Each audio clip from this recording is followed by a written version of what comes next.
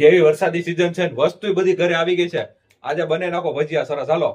પણ આજે તો કેમ મેળ આવશે ભજીયા બનાવવાનો? કેમ આજે શું વાંધો છે? આજે શું વાંધો છે?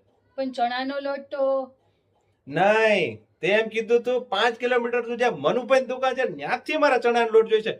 હું ઓફિસ જઈને બજાર ત્યાં થઈ જઈને ચણાનો લોટ લઈને આવ્યો હતો.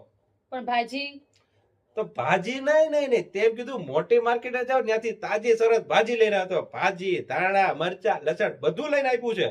પણ એમ નહીં, સાંભળો તો ખરા. શું? એ ચણાનો લોટ હતો ને તો કાલે હા. મારી બેનપણી આવી હતી, એની બેનપણીને લઈને હા. તમે બધી ભેગી થઈને તો એને પુડલા ખાવા હતો, તો મસ્ત ધાણા ને બધું ભભરાવીને ચણાના લોટના પુડલા કરી નાખ્યા. તો હવે તો નથી ચણાનો લોટ.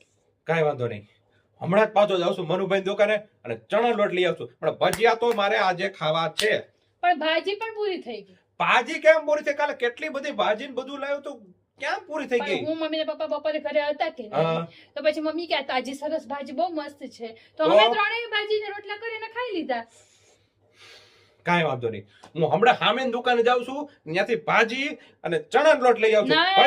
નહીં, નહીં. સામેની દુકાનેથી નહીં, મનુભાઈ ને ત્યાંથી 5 કિલોમીટર દૂર જાઓ અને ત્યાંથી ચણાનો લોટ લઈ આવો.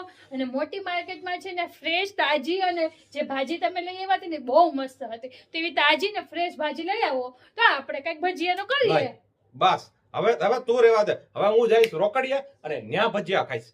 ચાલો હું જાઉં. તો ભજીયા પછી એક કામ એ! કરીને શું? મારા અને મમ્મી પપ્પા ને બધા માટે 500 લઈ આવજો ને અમારા ભજીયા પાર્સલ તમે ખાતા આવજો હો. હા ભાઈ લેતા આવશું. પણ ઓલા ટમેટાના ભરેલા ખાસ લઈ આવજો, મારા ફેવરિટ છે, મને બહુ ભાવે હા ટમેટા. લેતા આવશું.